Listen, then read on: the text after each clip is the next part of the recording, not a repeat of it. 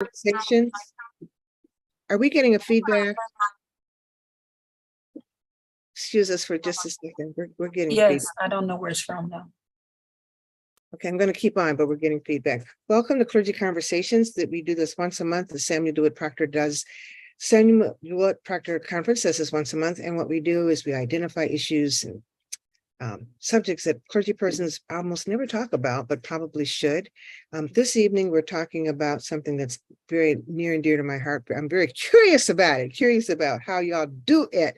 And we're talking about how the phenomenon of Black pastors pastoring white churches. And I think that there's a special strength or a special something that goes into that. That's just my own impression. But we have 4 people here this evening who are in that situation, pastors and church persons who are mentoring and pastoring white congregations. And so we want to welcome you to this conversation. You are welcome to write down questions in the chat. Most of the time I don't see them. Some of my fellow staff members help me get the questions out, but we want you to ask the questions that you want to know about. And we want this to be a stirring and stimulating and fun and honest conversation, because there's so many people in so many pastoral or clerical roles that we know nothing about. We just think of a pastor. You go to seminary and you graduate and you're going to be a pastor, but everybody's not a pastor. Or we think you're going to pastor people that look like you, and that's not always the case either. So this evening we have 4 guests. We have Reverend Josette Franklin, Reverend George Warner, Reverend Rochelle Andrews, and Reverend Keetrick Emery. Did I say that right, Keetrick? Did I say it right? Good, good, good. So what I'm going to do is ask each of them to introduce themselves and tell you where their churches are and what city they're in. We'll start with Reverend Josette. You're muted. Oh, I'm failed already. Good evening. I'm Reverend Josette Franklin. I pastor as Other Fellowship. I'm Baptist clergy, pastoring Roberts Memorial United Methodist Church in Alexandria, Virginia. That appointment started July 1st. But for the past 4 years, I pastored a 2-point charge with the United Methodist Church in Richmond, Virginia. Both churches were small white churches. Okay, Reverend Emery. Good evening, Reverend Keetrick Emery, pastor of Abundant Grace UCC in Homewood, Illinois. I'm probably a year and a half into pastoring. Uniquely, I began pastoring Faith United Protestant Church, which was in Park Forest, Illinois, and just the last month or so, we have merged with St. Paul Community Church in Homewood and officially become Abundant Grace UCC. Thank you. Reverend Rochelle. Good evening. I'm Reverend Rochelle Andrews. I am the pastor of Pleasant Grove United Methodist Church, and it's in Imesville, Maryland, which is spelled sort of like I-Jamesville, but it's Imesville. And it is just above the border of Montgomery County in Maryland and Frederick County in a semi-rural area. Okay, and Reverend George Warner, please. Good evening, everyone. It's good to be here. I'm Reverend George M. Warner. I'm pastoring Dahlgren United Methodist Church. It is located in Dahlgren, Virginia. It's at the state line close to Maryland, and it's like King George County. Well, thank you. Thank you all for being here. And again, I tip my hat to you, because I think it takes a special grace to do what you do. That's my own, my own bumbling around. But my first question is to you. What inspired you, or what led you to say yes to be a pastor of a white church or a predominantly white church? And we'll start with you, Reverend Warner. Thank you for Dr. Susan Smith. I want to thank you for this opportunity to be on the forum tonight. It's a blessing. And when I got the information from Reverend Josette that you want to reach out, I immediately got to you. But I think this is an opportunity. The question is very important. I will answer this way. As United Methodist, we're in a tiered system, and sometimes we negotiate, sometimes we don't. So I think I was voluntold. Having said that, I want to use this time to say, going in a cross-racial and cross-cultural appointment, it will be impossible without the power and the presence of the Holy Ghost. I tell you from get-go that there are a lot of underlying factors, knowing that you're going to the cross that could be predominantly white. There's some underlying assumption that they have, some things they have for you. And if you're not aware of those things, that the underlying current that coming, those little jabs they're going to throw about racism and all that kind of stuff, if you're consumed by that, sometimes the ministry that God, the assignment that God has given you, you lose sight of that. So to answer your question, I take it as a task and assignment that God has given me. And I've been blessed, though they've been challenging, we'll talk about that, but I've been blessed in the churches that I serve, predominantly white congregation. Okay, Reverend Keetrick. Yeah, for me, when I met with them over a year and a half ago, interviewing, I just I just said yes to the interview. Sure, I'll interview, no problem. I was quite comfortable where I was at Covenant UCC, where Reverend Ozzie was there and fully immersed in unashamedly Black foundation that he picked up from Jeremiah Wright. So I just said, yeah, I'll interview.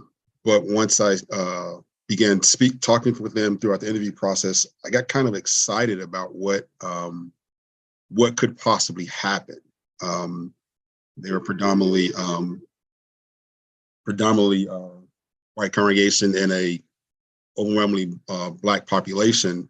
And for me, I said, this is an opportunity to create something brand new. This is an opportunity to do something from the ground up. And the more I spoke with them, and the more I started getting excited about what they could possibly do with the how God had presented an opportunity for them. And so the more I talked, the more I started feeling like yes would be a possibility. And the challenges just didn't seem like they mattered in that moment. So I got excited about it, and my wife was excited about it as well. So we just kept moving down that road until here we are now. Yeah, we're going to come back to the challenges that you expected and the challenges that you got, but we're going to come back. All right, Reverend Josette. Hi, my answer is very similar to Reverend Warner. Coming into the United Methodist Church as ordained clergy, I understood that it would be itinerant ministry and that I wouldn't have a choice. When I met with the district superintendent in Alexandria, Virginia, I was told that they could send me as far as Roanoke or Virginia Beach. So when I got the call that I would be in Richmond, I was excited. But then they broke it to me that I would be pastoring 2 white congregations in what is called a cross-racial, cross-cultural appointment. I didn't know what that meant, but I answered the call and I told God I would go where he told me to go. So I went. Okay, we're just gonna leave that right there for now. That's right. Right. Okay, Reverend Rochelle, your story. Again, itinerant, but I'm AME ordained, so I understood itinerancy, and you go where they send you. I had been actually working with the Baltimore Washington Conference on some of our trainings and discussions on racial justice, and we have a whole curriculum of anti-racial work. And so when it came time that I was going to be able to be on loan to become a pastor there, they came to me with possible being in a cross-cultural, cross-racial appointment. But also to add for UMC side is the whole issue of people who are leaving the denomination because of their beliefs. And so like in my case, it was a sort of that and inheriting a church that had just lost it was a 2-point church. And so I became pastor of a church that was not only cross-cultural, but also having to deal with just lost their other point because they voted to leave the denomination. So you went into a storm. Yeah, you went into a storm. This whole cross-cultural thing for ministry is, I'd say it has to come from God, Only God could tell us to do something like that. But I was reading something about cross-cultural ministry, and it said in these cross-cultural settings, and they're talking about African Americans and Asians pastoring congregations which are predominantly white, because it's separate and unequal. These are conditions that they find. Separate and unequal. An Asian American pastor starting a church in a new neighborhood deliberately omitted photos of himself in church advertisements. A Black pastor did the same because there's a stigma that comes along with being an African American.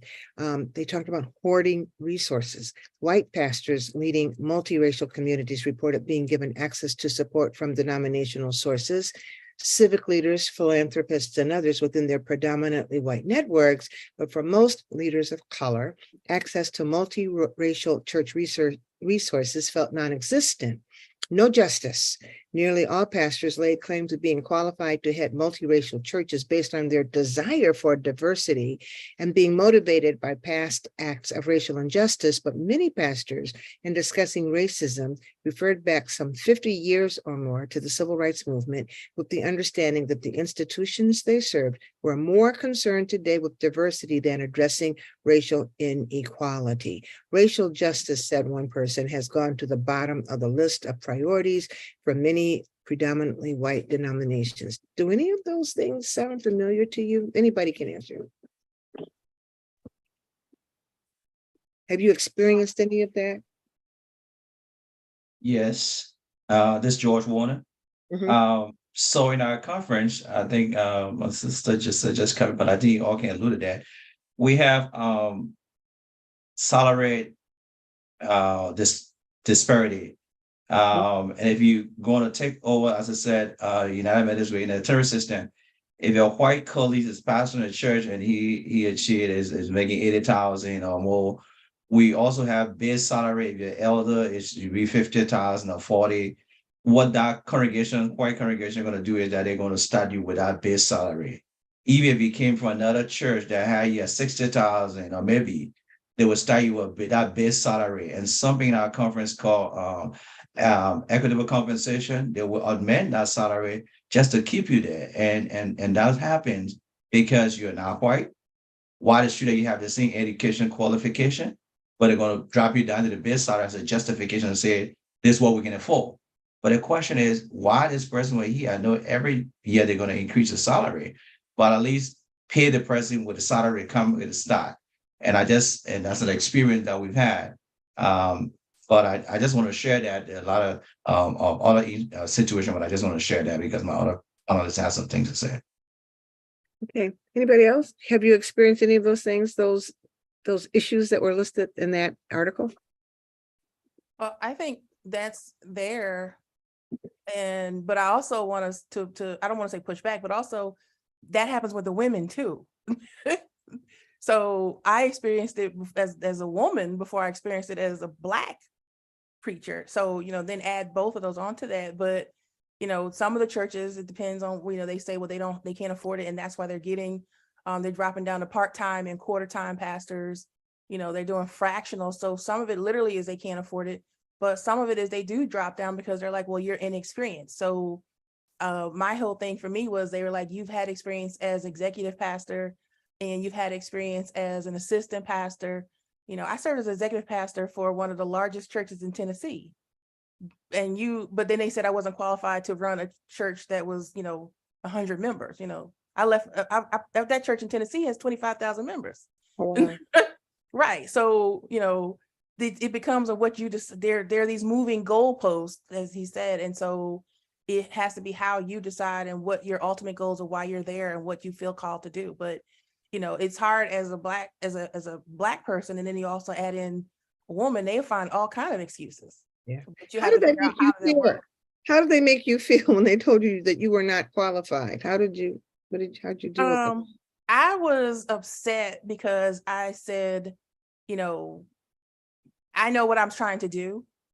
And ironically, in my case, the person who sort of pushed that I needed some more quote unquote experience then left the denomination because she agreed with the people who are leaving because of the potential split.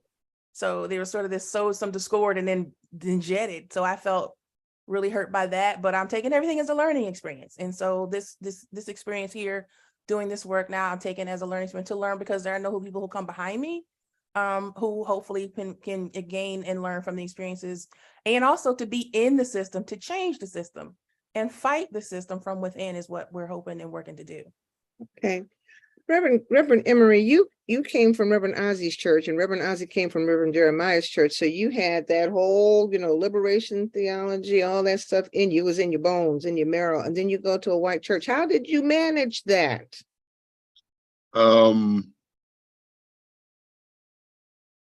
Sometimes I do think if I'm leaving something on the table, because I can't be full-throated in some of that, so I have to be a lot more general.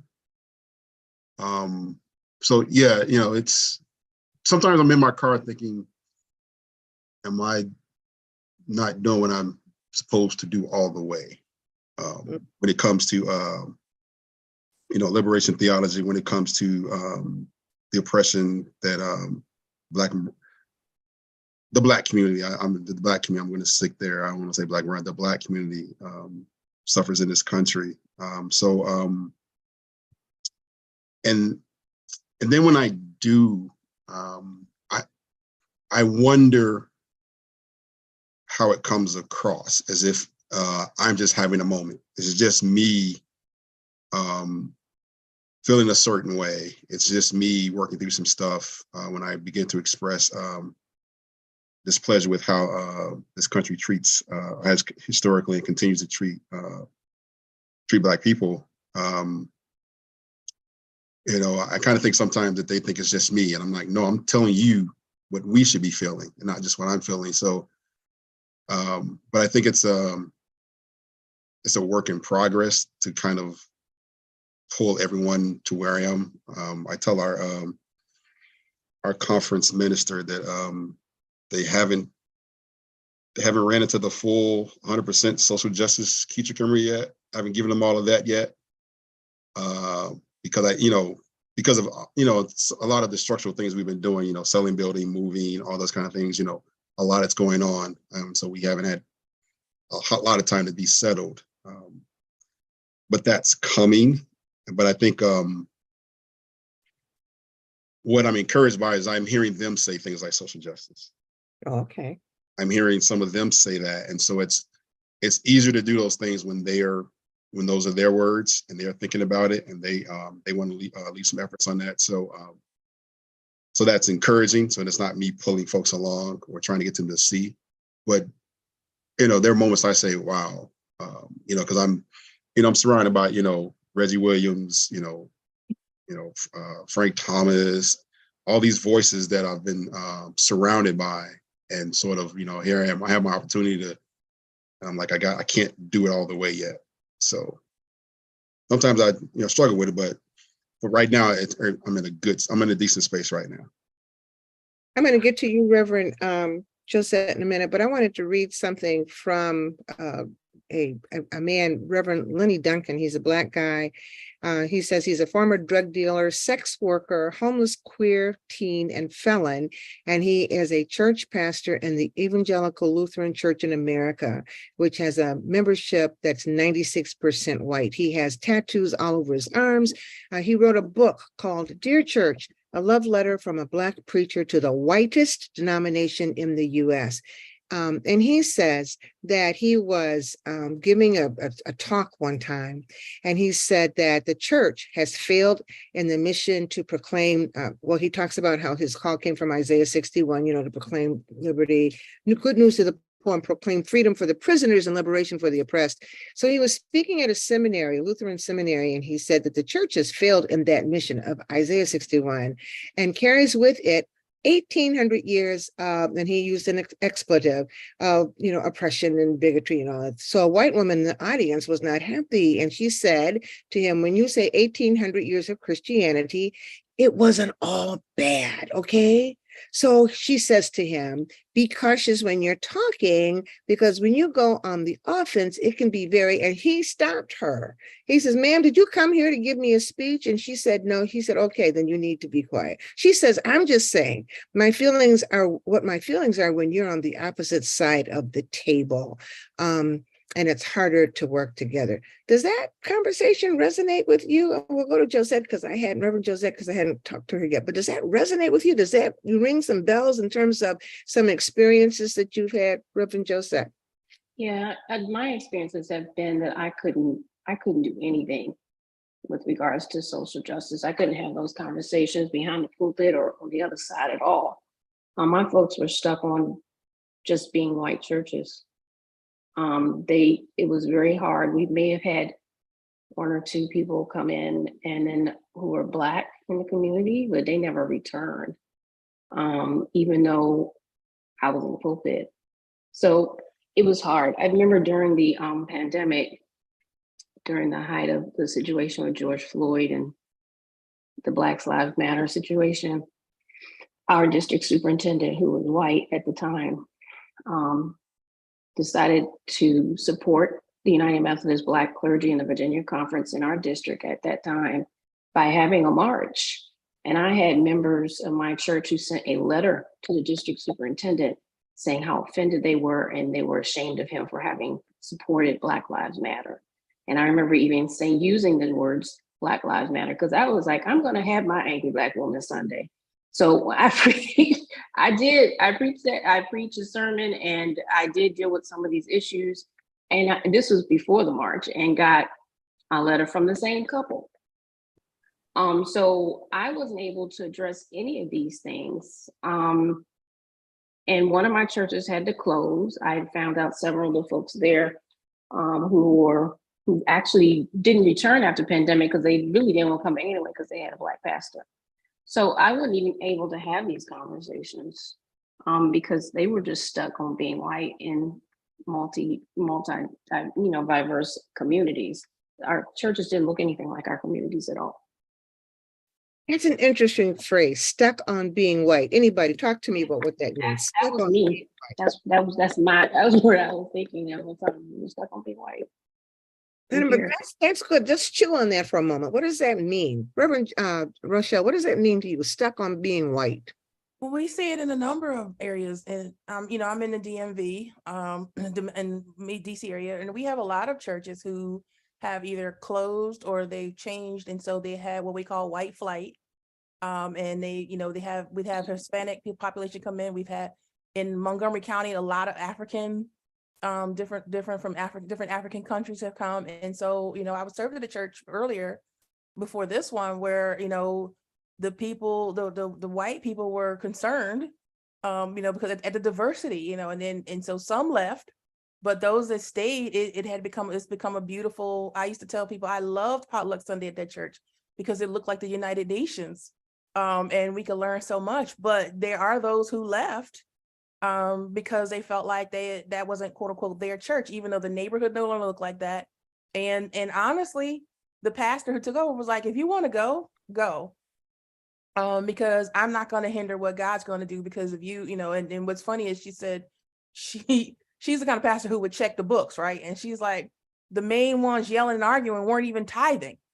The ones holding up the thing, a lot of times you hear the squeaky wheels aren't actually contributing to the cart or any gas money. So that's the other part to think about too, what that looks like when you're stuck on white. What kind of prayers did y'all have to pray when you have had moments like that when people stuck on white? What kind of prayers have you had to pray? Reverend Kedrick, what kind of prayers?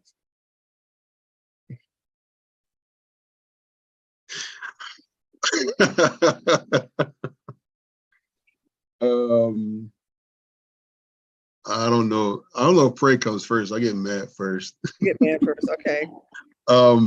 But I've coined the phrase mummified by your memories because they get stuck. People get stuck on what used to be and how it was. And while the whole world's moving around them, they are stuck in this time warp of how they want it to be. And so Yeah, the prayer part, it gets you through to the Sunday to get you to Monday and try to get to the next week, the next day, try to start get all the way, kind of get through it. And while you're praying about folk, you're hoping that they're listening to some of your sermons and they're moving with you. Mm-hmm. But at the same time, I am in a space that I'm not going to wait on you. Mm-hmm. And I am in a space where if you don't want to be here, I'm not trying to make you stay. And I am in a space where I don't have a lot of energy trying to appease your fragility. I'll walk with you so far, but if you're not trying to move or you're not trying to understand where we need to get to, I'll refer you to a specialist if I need to, but I can't. I've only got so much to, particularly when folk, in our case, folks say they want to grow the church. And then I say, well, you realize what that means. That means that this church will not look the way it looks currently. It's going to shift and represent what the community looks like. And if you're asking for that, you're asking to change. And oftentimes folks aren't actually to change. They just say, we just want the bodies. And we want the bodies the way we want them. And we want them to worship the way we worship. We want them to understand God the way we understand God. And we're not trying to shift that. And so for those church, and this sort of applies to Black churches as well. We say, where's everyone going? Why are they leaving? Well, they're leaving because we're stuck. And if we want them to be a part of this, we got to shift a little bit. Mm-hmm. And that's the hardest part is, getting folks to realize this, you don't own this thing. You're just a part of it. And so the energy of trying to appease folk, it's limited right now. How do you, and anybody again can answer this, and thank you for your honesty. You get mad first, that would probably be me too. Go mad, get cuss, all that kind of stuff. But one of the strengths of the Black church is the music. Worship is the music.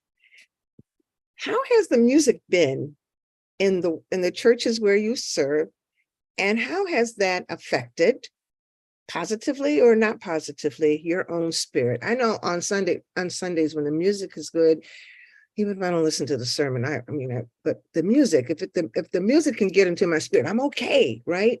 But when the music's not good, it's like, so what am I doing? How does your cultural experience, if you've had this cultural experience, because everybody doesn't have the same, that if your cultural experience has been that you've been in a Black church where the music is slamming, and you go to a white church, how do you make that adjustment? Reverend Warner. Thank you, Dr. Smith. Yes, so I served predominantly African-American church from 2006 to 11. And all of us on here, I'm glad to be in this forum that I cannot hold back. Somebody was talking about how you navigate when you are in predominantly white congregation is building. I just want to throw that in, building trust. That's one thing to do as you break down. But go back to the music. So I came from predominantly African-American congregation. We go 9 year, blast it, and just preach, roll with it, and stuff like that. But it's completely different from the white congregation. Their music style just laid back, it drags and stuff like that. And one of the compromising things I do, so in our liturgy, I have supervisory role over the music director. And I said, why don't we just blend this? Let's put a piece in it. I don't want to make a abrupt change. I'm going my 3rd year. Let's put a little bit of it to beat it up a little bit. So I'm going to spice it a little bit. And they are singing it and other rhythm. They're going different left and right. I watch it, but we're getting there. So the style of music is not the same as in the African-American context. They might have praise and worship, which they're not doing right now, but their music style is not the same. And I will dare to venture into the preaching style. In the predominantly African-American congregation, your preaching style is different when you're in the white. And I can speak for myself. But sometimes when I'm rolling, so what I do in that case is that I tell one of my lay leader who's in the church, say, keep me in check when I am rolling me when I'm preaching and going fast, keep me in check. And she does that because they were going to tell you, Pastor George, you're very fast. We didn't understand what you're saying, or you're going very fast. We didn't get a message. And the goal is God has me there for a reason so that the message can be able to go to these people. So I got to be careful in as much as I'm a Black, but I want to use to be obedient to God so that the message will penetrate the hearts of the people. So to answer your question, the style of music in my context is not the same, but I'm rolling with them. The preaching style is not the same, but I'm accommodating and I'm trying my best to do the best that I can. Okay, that's good. We have a question here. It says, are there practices and structures that you can glean in your current church setting that you might find useful in your next appointment? In other words, you're in this setting, you're learning some stuff. Do you think you're learning anything that will help you in your next appointment, wherever you might end up? Anybody? Yeah. Here's the thing. So I came into this church and, I told you all they're not just all a different race, but they're also much older than me. And so for me, the biggest thing has been, how do we find what's similar, where we find things that we can all understand or agree on, and then work from there. So if anybody gets to know me, they know that economic development is my heart. Affordable housing, that's my thing. You don't want to get me started about affordable housing, right? You don't want to get me started on hunger. In the church before I came to them, I had helped create a food hub during the pandemic. So I came to this church and guess what? They are partnering and they do food pantry. So what we connected on initially was serving food. Like we're working with the food pantry. Then what we did was connect on how much food was needed. Then we connected on who needs it. Because I saw another question was, do you feel like you have to compromise sort of your social justice? Well, no, because then I started tying it back to, for us, when they started realizing, because, some of them are very patriotic, right?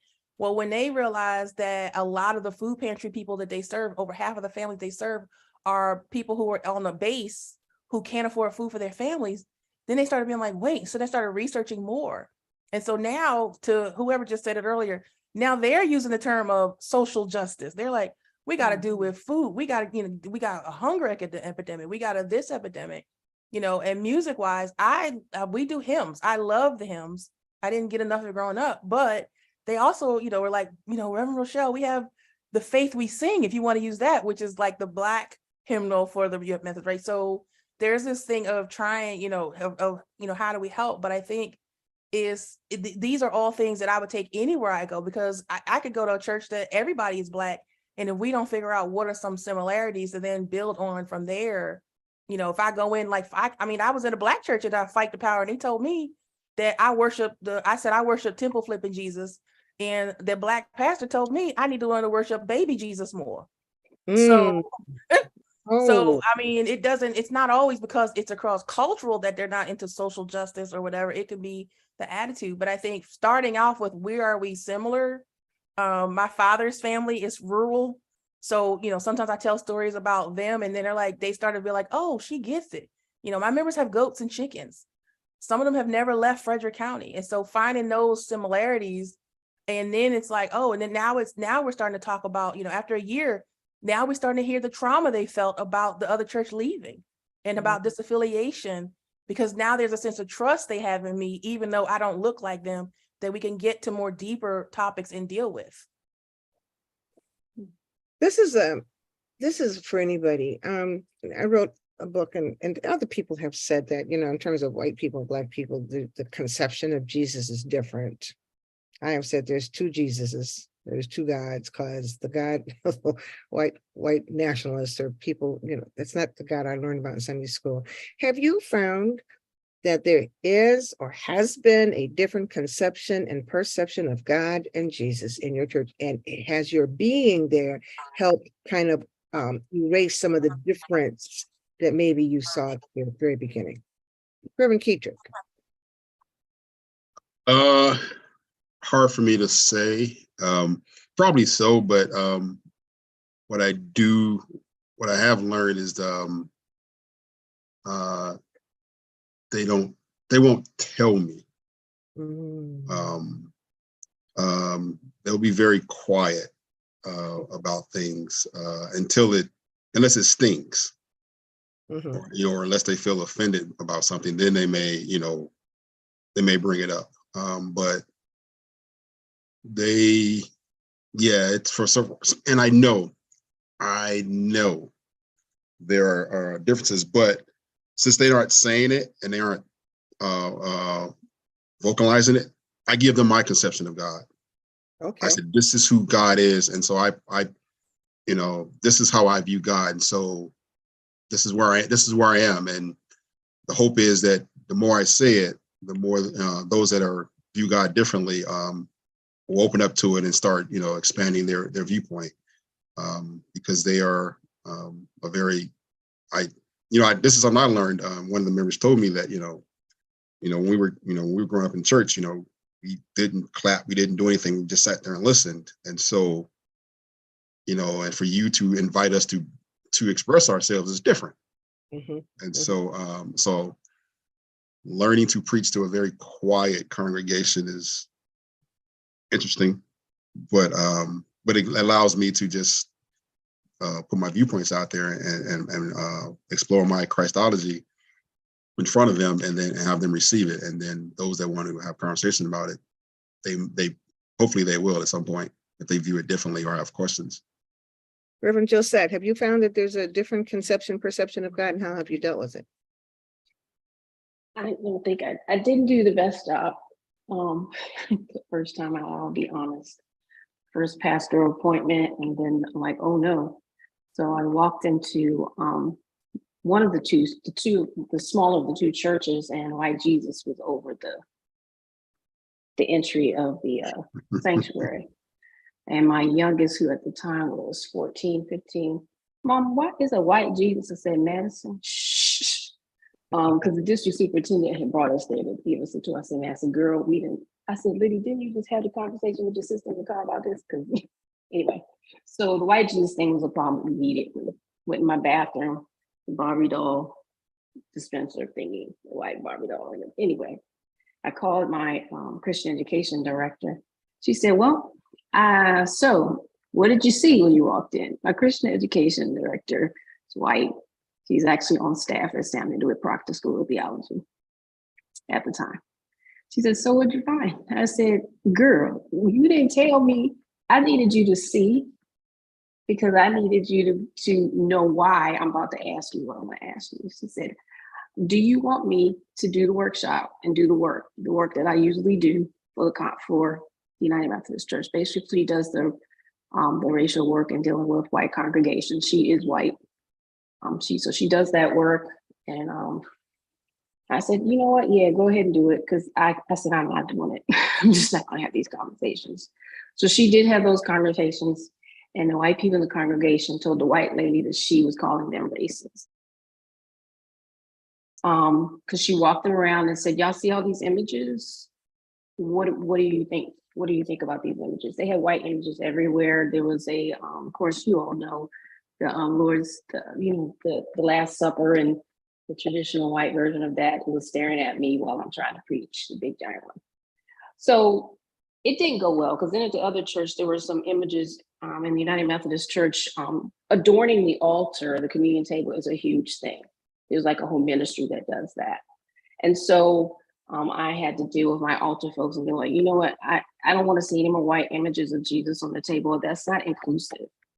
And so the way I dealt with it from Sunday to Sunday, anytime that I could emphasize who Christ was versus what he looked like, I did that. Because you can't make people change their minds about these images that are dear to them. I mean, these pictures of Jesus, there was like tons of pictures of white Jesus all up and down the hallway in the other church, because I had two churches. And in the office, white pictures of Jesus everywhere. So you can't tell white people that Jesus wasn't white. And so I honestly had to take the advice of our previous bishop, Bishop Sharma Lewis. She had pastored white congregations, many of them in the past before becoming a bishop. And I said, how do I do this? She said, love the people. She actually said, love the bleep out of the people, is what she actually said. That's what she told me. And I have kept that in the forefront of my mind. And I actually came to love the people. even with all of the stuff, I came to love these people.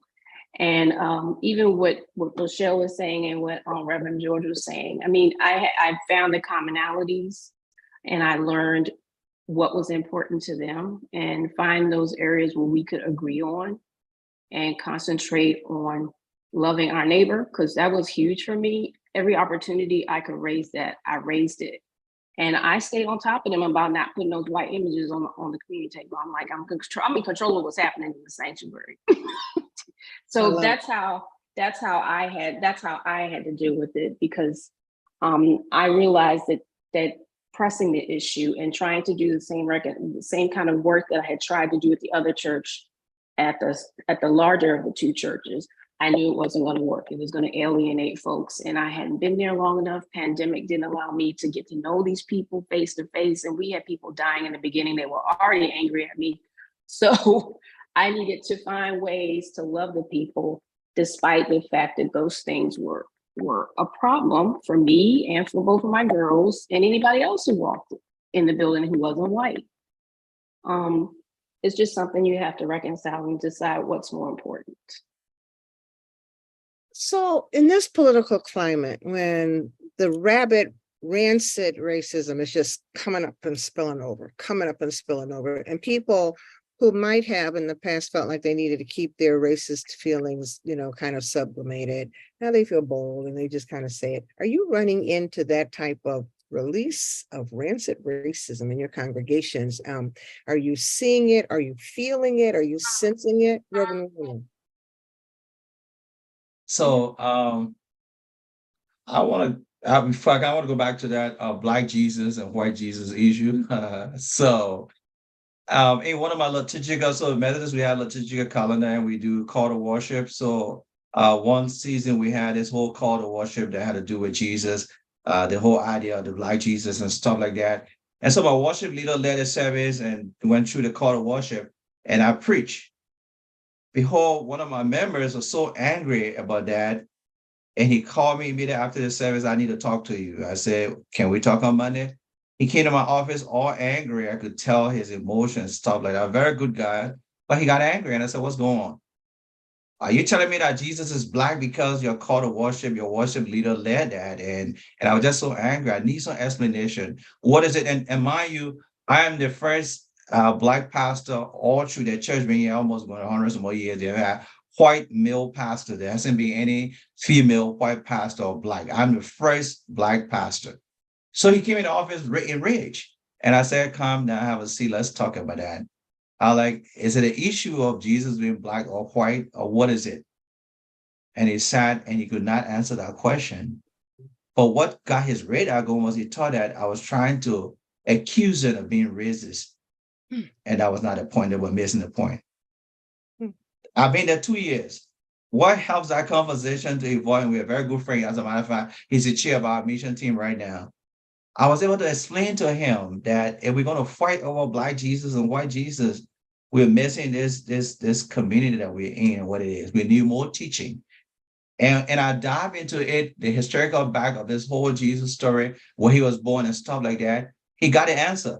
The sad thing is, I'm not sure, even up to I'm not sure who all got offended that did not express themselves, as Kendra was saying, that just kept quiet. But he came out and we talk about that. To the answer of the social justice issue, I have a 95-year-old man, Dara. He's now in nursing home. So in my church on Tuesday, we have male Bible study, we have female Bible, we have male Bible study. And I said, everything on the table. So he gotten to know me going 2 years. And one day in the Bible study, after our lesson, he looked at me. He's 95 years old. He had fought in the war and all of that. He know what racism means in this country. And he looked at me and said, Pastor George, can you please help me to understand what about this Black Lives Matter that is going on in this country? A 95-year-old man asked that question. It was not that he did not understand it, but he wanted to see from my kind of opinion. And I just told him, when people have been treated wrongly, injustices, when they speak, they cannot be heard, they have to express it in ways that we're seeing. And he said to me, thank you for answering that. I certainly appreciate it, hearing that from you. My congregation, I'm not having pushback on the issue of racism. It is possible that some of them may be exhibiting that. And just so I can allude to that. So I've had some training in racism and all of that. So I serve as the cross-racial, cross-cultural chairperson on our conference level, having done training, how to detect on a current issue of racism, how to pick up when people are trying to be racist, but they're not expressing it openly, how to watch that. That has helped me in those serving of those cross-cultural, cross-appointment that I've been going through in the white church. You better go on and do God's work. I'm loving That's right. it. So, and any of the others of you in this whole, the Black Lives Matter thing, that really got a lot of people, a lot of white people bent out of shape. Did you experience pushback in your congregations because of the movement? Reverend Rochelle and then Reverend Joseph. So I just came to them last July of 22, but one of the first things we do Bible study by Zoom. And so we can get a little bit more in-depth talking, etc. One of the things I did, the women meet each month for lunch and they go hang out and have a lunch. The men meet for lunch. And so I do try to adjust my work schedule to go meet with them and hang out outside of church per se. So then that builds relationship. But in the Bible study we talk, and so one of the members brought up the Black Lives Matter. You know, he said, I saw this Black Lives Matter poster and I saw a pride flag on the church. And he's like, that's so political, you know, da, da, da. And I was like, he's like, Jesus wasn't political. Oh, I said, Jesus did he? wait, right. I said, actually, he literally died because he was political. And he was like, what? You know, and so when I explained it, they were like, he was sort of like, you know, no one kind of ever explained it like that. I get, you know, because remember, here's the thing I have to keep reminding myself. This is where they were born and raised. Did I mention that most of my church are all related to each other? It's one family. So this is people who've been around each other. They all know. So it's not even so much that they're not willing to hear, but they haven't had to. So when I explained it that way, now another member was like, yeah, like, you know, she's like, you know, and she's white, right? She gets it. And so what we've also done is somebody's like, what does loving the people look like? Loving them and just talking lovingly. And I'm not, you know, let them sort of figure it out as we go, as I just love and teach. And so when something came up, I was telling my district superintendent, I said, you know, I let another member confronted another member about a racist issue, because now they're comfortable enough with me that they can have those conversations. And so while he may have said something that was questionable, another member was like, no, that's not how that works. And then how do we fix that as a thing? But it took kind of building a rapport and of love and the ability for them to say they know that I will hear them, even if I don't necessarily agree, you know, and then we can kind of work from there. So it's always a constant balancing act. You know, sometimes you get the trustee calls where they're calling to tell you what they think without telling you what they think. And so you hear that. And then I say, well, how do I, you know, work with that, not around it? And so always pushing the love issue, always, like Reverend Joseph said, the love. And so we didn't have a church motto. And so I just told them, we need a church motto. And I told them, I said, you guys greeted me with such love when I came here, you know, first woman, etc. You know, they had a Black pastor before me, but he was older like them. So they had that in common. And I said, you know, you grow love here. I was like, you greeted me with love. You know, I had only been there a few months when I went away for my birthday. I came home that Sunday to this huge party and a celebration that they didn't have to do. So I was like, you all know about hospitality. So how do we make sure we show that hospitality, not just to yourselves, but to all people? You know, the same way you've shown it to me and to all. And I reminded them, you know, the food bank that they work with, I reminded them that why they picked that food bank. Well, they picked it because the one, you know, the area around the church is sort of well off. And so they consciously made the effort to work with places where they knew there was a need. So sort of those things where they did things that they sort of didn't think about it, sort of putting faces to what they've thought about it. So then they realize when they're saying maybe something racist, to Reverend George's point, they're like, oh, wait, we're already doing this work, but they didn't think they were. And realizing that social justice isn't being in the street with a Black fist in the hand. Social justice is making sure that all the people in your neighborhood or not your neighborhood have food. And so helping them understand that some of the sound bites they hear are not what is real life, that's been really, really helpful. That's very powerful too. I think a lot of people, I've worked with a lot of people here in Columbus, Ohio, and they think social justice is, you know, you got to have power to the people. They're not finna do that. But when you start talking about really helping other people and how if nobody has a living wage, then everybody suffers, and they begin to resonate with that. And we actually had some white people who came out we did a silent walk, and some white people, I was really surprised to see them. They said, well, you're teaching us what social justice is. So, that's a really good point, because you're right, the sound bites, shoot, I'm finna knock somebody out, and they're not trying to do that. Reverend Josette, you got pushback for Black Lives Movement from your members? Yeah, I think I said earlier, when I kind of talked a little bit about it in one of my sermons. And I think it probably was only about a week after George Floyd was killed. It was recent, it was like not long after that. But one of the things I remember was that my communications director said to me, he said, I was going to walk out. Mm. He said, and I'm just telling you now that if you continue to put these kinds of things into your sermon, I'm going to walk out. Mm. So I found very creative ways to talk about things, because I know how to do that from time to time, which is why I really had to center and, ask God, what do you want your people to hear on Sunday morning? Because love is huge. And so we need to kind of talk about all the different ways that love shows up and all the different ways love isn't showing up. Right.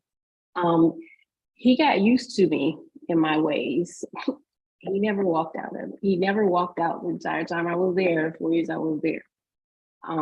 But I did learn to pull back and to figure out a different way to reach people without being, I'm Black and I'm proud.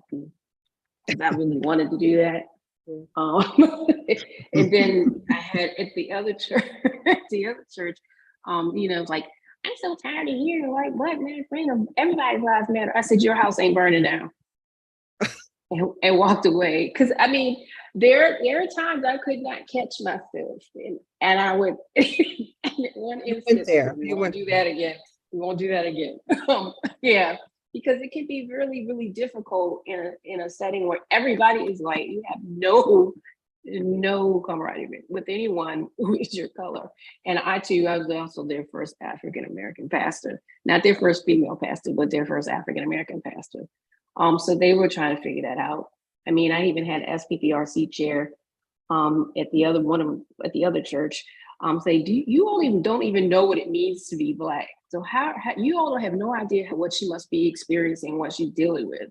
Right. I mean, so every now and then when I would hear, people would surprise me. It was I can count on one hand, the folks who understood, even though they couldn't understand.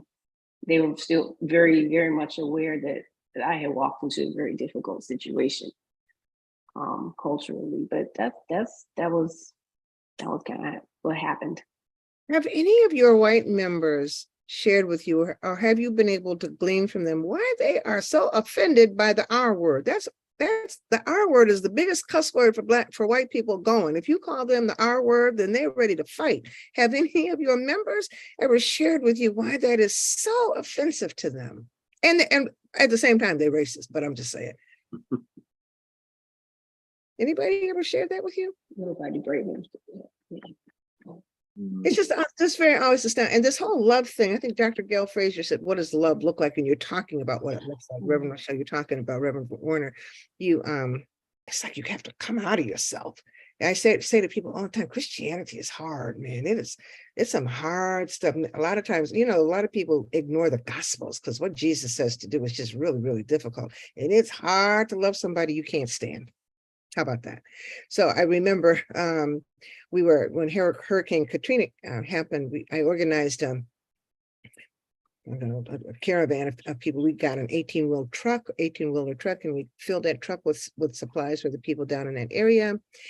And we had a caravan of people. So we were trying to get to where the Black people were. That's where I wanted to go. I wanted to go to the Black people because I was seeing all of the images, on television with Black people on the roofs and nobody would rescue them and all that. And we got stopped outside of New Orleans proper in this little tiny southern town. I think it was in Mississippi. And we had all this stuff and we got stopped. And where did we get stuck and stopped? At this little church that was filled with little old white people. Now, you know, and I know that if they're old like that, I mean, they were old, like, 70, 89, they were old. And they came out and they had these wide eyes and like, you come to help us. And I'm thinking in my spirit, I didn't come to help y'all. We came down to help the Black people. I'm not thinking about you, but this little lady came up and she said, I'm so glad you came. And I just, you know what? It just took everything in me not to just snap, because I know the history. I know what your parents did. I know what your grandparents did. So don't be acting like, we're special to you. But then, what happens? God made me open my eyes and see this woman and these people as human beings. And it made me so mad that God made me see that. It made me mad.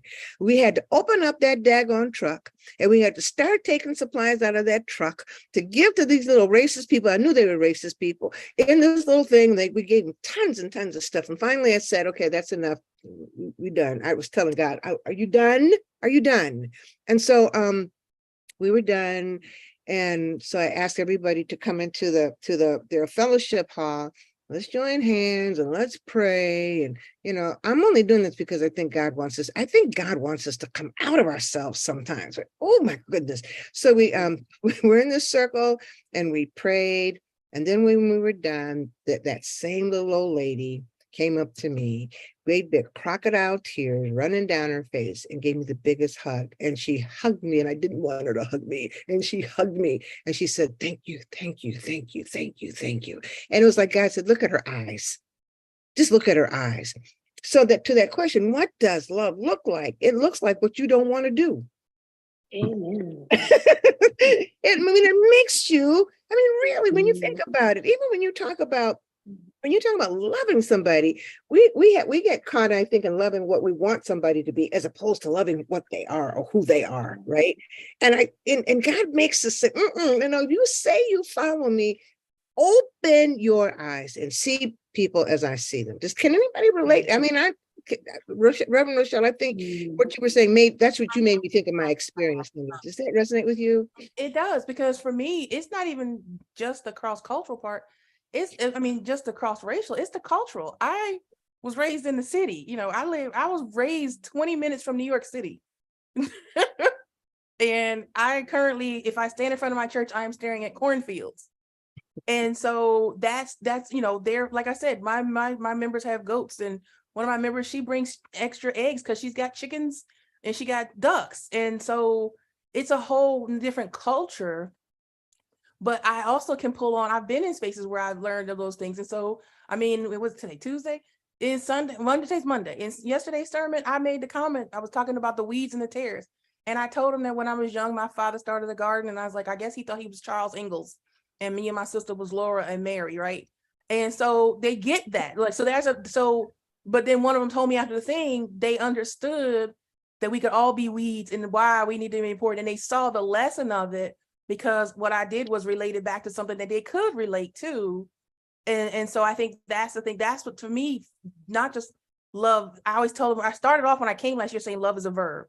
And for me, it's a verb, right? It's always things. And so for me, part of that has been preaching in a context. I also know a couple of my members, because they have grandkids, they know Disney stuff, because, a couple of them are big Marvel fans. So I know the things I can throw in the sermons that they'll get that are universal, regardless of color, race, even age, because of those things. And so for me, love was finding out what are those things and how can I incorporate them, because now those are ways we connect, and then connecting in those ways are ways we connect together. And my church went from sort of not maybe learning about social justice to they helped sign, petitions to get a human trafficking law passed this last year. And just in our last meeting, they voted for the church to go solar. And so because of climate justice, not just to go solar, but recognizing the environmental issues. And so I think loving, it means sort of loving through and helping with that.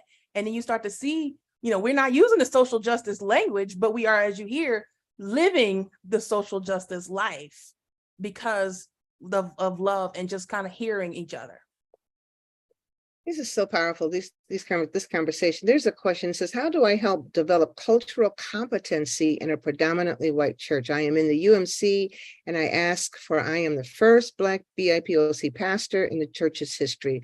I am particularly a member where my Blackness offends them. And anything I do, they believe is toxic, offensive, and harmful. To them, only the white members knows what's best for the church, and the church claims to be progressive. How do you pastor in a situation like that? Reverend Keetrick. What I've learned, and this is just not just for in a church context, but we pretty much all want the same thing. Mhm. You know, as people, you know, we want to feel safe. We want to feel loved in relationships, and regardless of the color of our skin, that transcends across. I think it has to start there to some degree, that knowing that regardless of my cultural background, I still desire to be in a relationship with someone else. You know, I still desire to have my family is safe, my family is secure. I still desire that my children have a good education. I still desire that my community is free of violence and crime. I desire that I can eat healthy and I have access to health care. We all desire those same things, regardless of our cultural backgrounds. And I think if we can start there and then begin to move at that space, that, you know, just because culturally we're different, that doesn't mean that we're not still human. Hmm. And it's to some degree, it's going to be work, because for those folks that believe that subconsciously believe that whiteness is right, and that whiteness is there's no such thing as white privilege, or there's no thing of white fragility, that's going to be some work to get folks to move off those spaces. But I think if we, you know, we've been having this conversation about love, and I think Reverend Rochelle just said love through. I like that term, loving through people, loving through a situation. I think that's going to be the start of it. Looking past the things that, for me, I have a philosophy that most of the stuff that people get upset about or are concerned about, it's really not that important. And a lot of times, you know, they're upset about something, but they're complaining about a whole host of other things associated with that. And so you weave through all the hysteria and the hyperbole to get to the core, what they're really concerned about, and that'll help you focus on what's going on. And don't be afraid to challenge folk and ask them, well, why are we here? You know, I think Reverend Josette, you mentioned that you own the sanctuary, and you went talking about the communion table. And I just had a small fight about the communion table last week about where it belongs. You know, I'm like, no, it belongs here, and I don't want it where you guys have put it. But so in my thoughtful email I sent to them, you know, it's like, okay, if this communion table sits here, if you can give me a theological reason or a biblical reference of why it needs to be here, let's discuss it. Otherwise, doing it just because that's where it's always been is not good enough, because we're more thoughtful, meaningful people than that. And I think a lot of people sit in spaces because this is just what I feel, this is what I know. So let's talk about why you feel that way, and why do you think you know it this way? And a lot of times people can't get past, this is how I feel, or this is what someone told me. Once you start digging into a deeper conversation, their reasoning or justification falls to the wayside. And you can really, and those that want to move and want to build those that understanding will move and walk with you. Those that don't, they'll fall to the wayside and probably not take any part in it and probably walk away, which is fine, because you probably don't need them around anyway to help you build what you're trying to build. Do you find, so there's a question says, that do you have to compromise who you are as a Black person and as a Black pastor? Do you find that you have done that or have had to do that? Reverend Warner. Yes, no, in my serving of all these cross-cultural, cross-racial appointment, no, you, in as much as you love the people, you don't have to compromise your authenticity yourself. No, because they already know at some extent who you are. So by not being yourself, it's a denial, and I have prayed about that. I'm who God has made me to be, and He has sent me here to be a pastor. And we're going to work together by loving each other, and doing the best we can. There may be things that I might compromise with my authentic self. No, I am who I am. I talk about my preaching style. So I slowed down the way that I would preach in a predominantly African American context, but the whole message is still the same. And it's so I don't stay behind the pulpit. I don't read like a typical white person reading their sermon. I don't read that. I have it and I flow with it. And I leave behind the pulpit. I move around. That's how we do it in Black church. I do a little bit of that. I enjoy that. So much so that I'm in my third year when I'm not there and I ask somebody to come preach. They will, and one thing about some of these white folk, they're blunt. They will be straightforward. You, Pastor George's president came here, did not do what we expected. That it's not an elevating myself, but it's because I'm my authentic self and I do it for myself. Somebody had in the chat, and I think you alluded to that what do you do there in a predominant white congregation? As I said, just on the 7th committee in our conference, the Virginia conference of the cross-racial, cross-cultural committee, and I'm the chair. One of the things that we have done in Virginia is predominant. The white dominates our conference in every aspect. They dominate that, and to do that. So we're urging out, we're helping. So what we do is that. So my brother Will put in that chart is that there's a book called The 3 Simple Rules, and I will just pull it up. What we do is a Western way of living: do no harm, do good, and stay in love with God. It is important for the pastor and the congregation to start, for those who started new congregation or starting and going to freedom. Let's establish that as a small little book. Let's read that together and see how we move forward. I would encourage pastors who are going to new, the predominant white congregation to just think about our 3 Simple Rules book. It's a very easy to read little book that you can share. I mean, you can invest in it, but will help your ministry in a long time. And we do that in our congregation.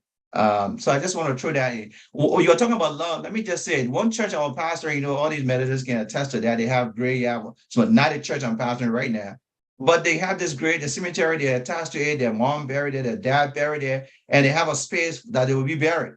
But they don't want to come to church. They don't want to contribute. And so we were trying to go on the list to move people on the list. We got in touch with them. Somebody didn't respond. And I took some out of the list who happened to be a retired sheriff in the community.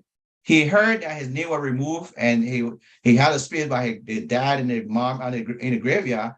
He waited until around about 7 p.m. in the evening, came knocking at my door. How many of you know how when police show onto your door, how they knock? That's the kind of knock I heard at my door. And my wife was afraid. And I said, honey, step back. I'm going to that door.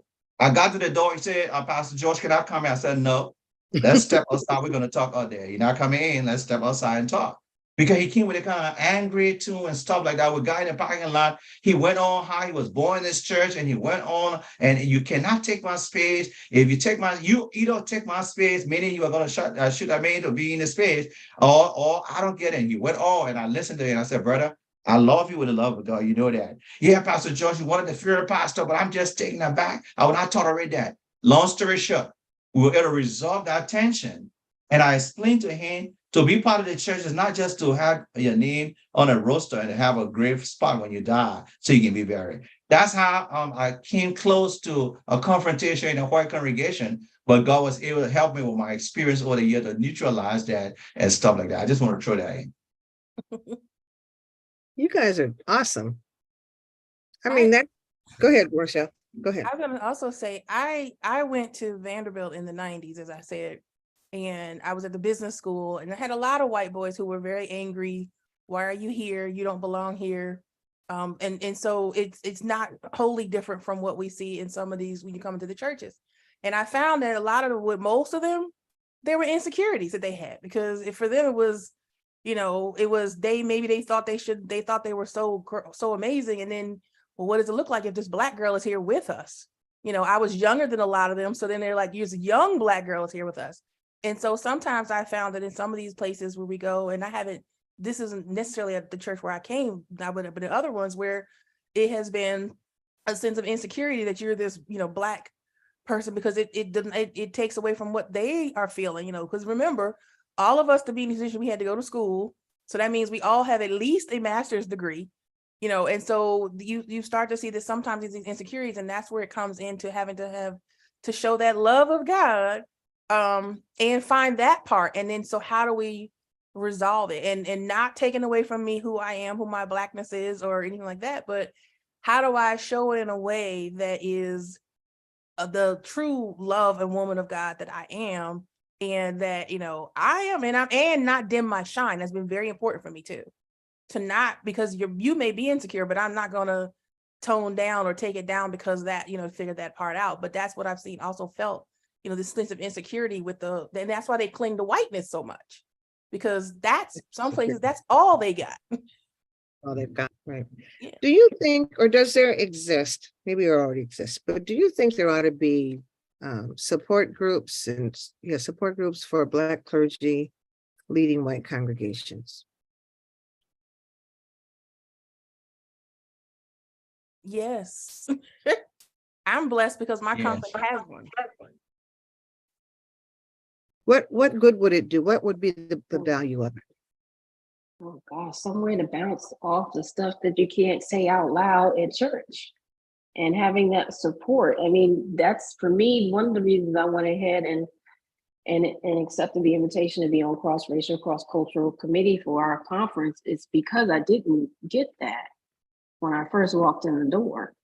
I was like almost 2 years in before I got a chance to be on the committee and then have a chance and opportunity to talk to other African-American pastors. But I will say, probably when I went to the Southeastern Jurisdiction Conference for clergy women, it was the 2019, it was the end of we were in Jacksonville, and I heard so many horrible stories from women of color. It's a whole panel of female pastors, all women of color, talking about their stories. And it just angered me so much that there was no support for them.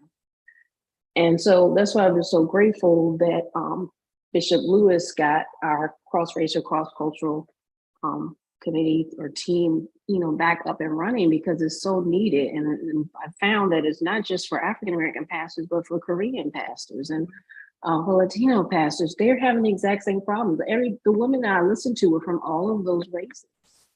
And they were all pastoring white congregations. And without that kind of support for pastors going into these situations, really horrible, horrible things happen. I'm not even going to get into the kind of horrible things that happen. But they need that support. And Reverend Warner is part of a team that had already started this work when I got onto the team. And I was like, where were y'all when I got here? But it's necessary.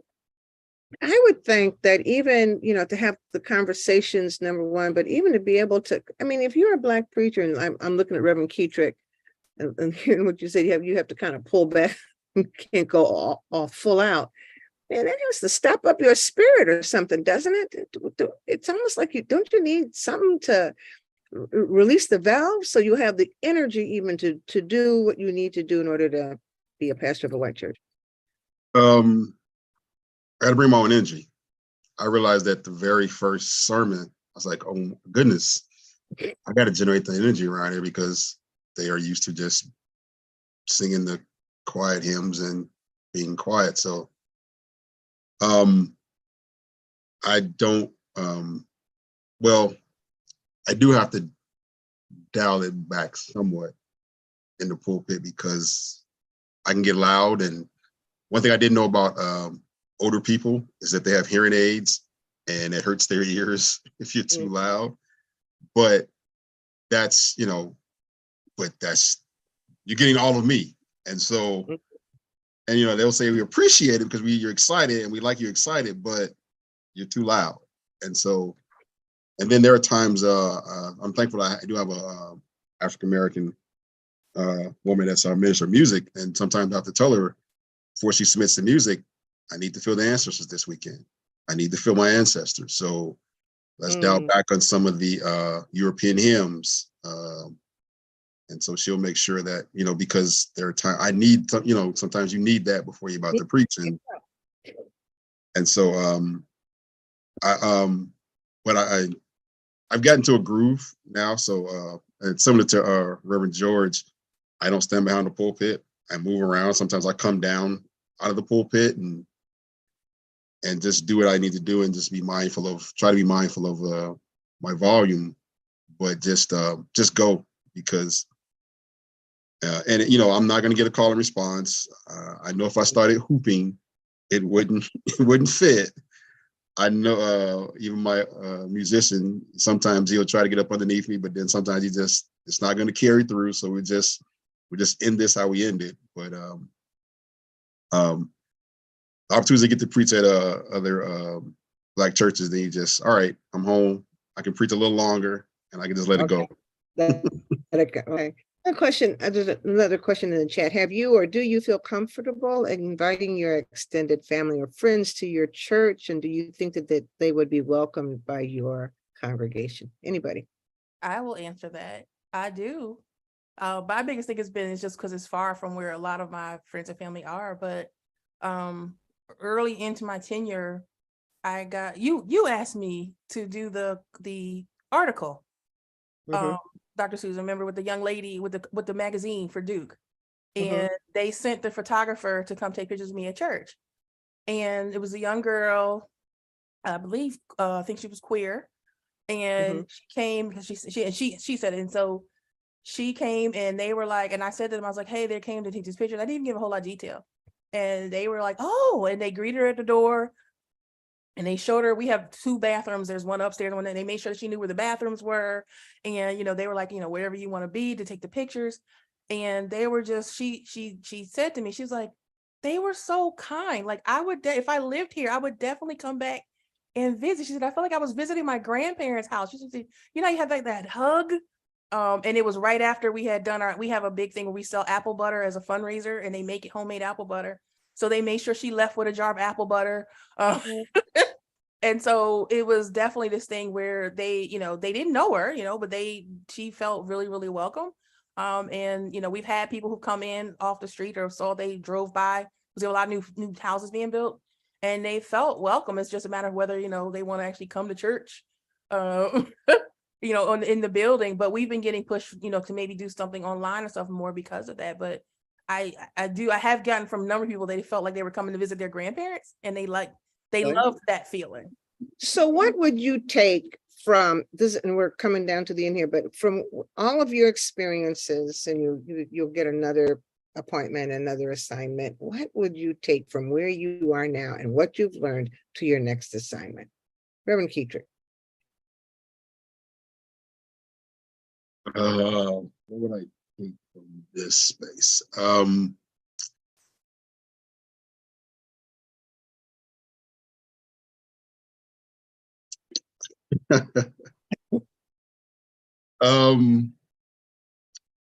At the end of the day, I think we all are the same. It's just that my energies have to be pointed into different avenues. So I know from an African-American perspective, we're dealing with folks that are coming from the bottom up, and they're feeling pressed upon. And I've got to, a lot of, one of my preacher friends says, we come to church on Sundays as Black folks for catharsis, to be relieved, to get our jolt of good feeling, and then go with the rest of the world. And for a predominantly white congregation, I'm working to try to push them to see the rest of the world in a fuller context outside of their own white perspective. And so, so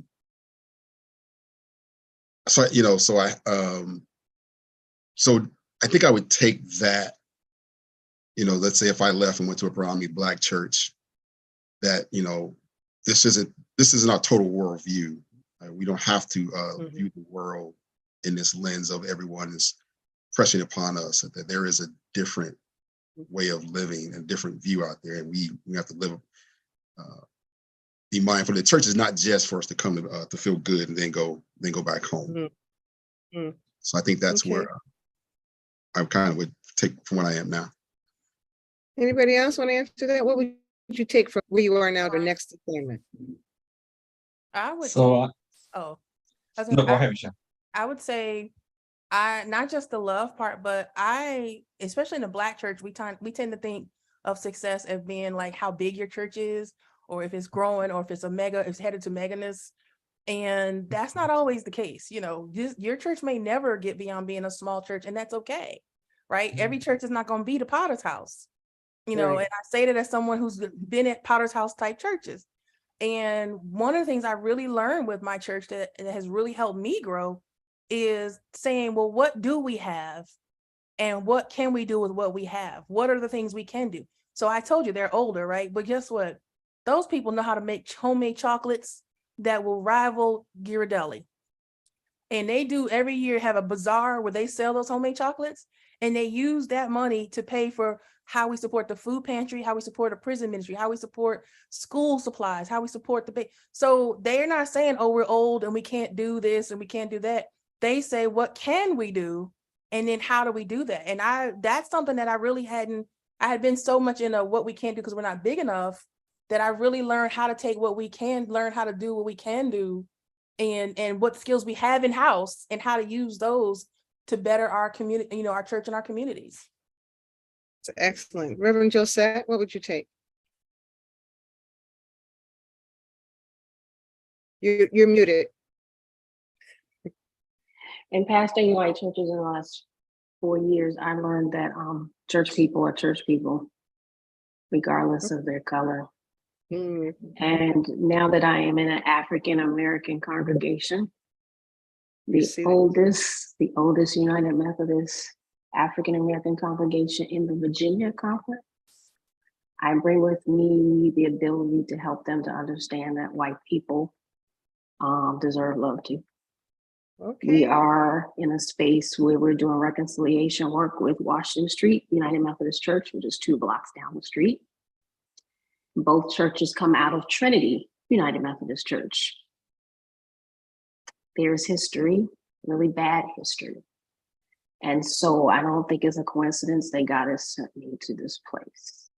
So I bring with it the experience of having gone into a situation where white people were interesting, to then learning how to love them and build relationships. And I bring that with me in encouraging my congregations to learn to love them, because that is the challenge that we are actually dealing with right now. There is a lot of old people, 80 and over, 70 and over, who are having a hard time of letting go. And they've been forced to do this work for the last 7 years, and they got a new pastor, and they're hoping that I will make changes, but I'm not. I'm going to keep pushing. And so, yeah, so that's what I bring. I bring having had the experience. I never thought in a million years I'd be pastoring white churches, but apparently it was for a reason, because the work continues. Okay. And Reverend George, you want to close us out? What would you take? So I started first by saying we are in an itinerary systems at United Methodist, and you can have consultation as elder to your church you go into, but you're still the bishop and the cabinet have discerned that your gift and graces match that church. And so one of the highlight that I served as missionary when I was in Africa, and one of the highlight and passion of my ministry is just mission. And this church that I'm serving currently, going my third year now, is mission minded. That was a defining point that brought me to this congregation. And of course, they live up to that, and they're doing that with other things. What would I take? I would take God's grace with me, knowing that whatever He leads me, God is already there before I got there. And I don't want to be afraid whatever He's taking me.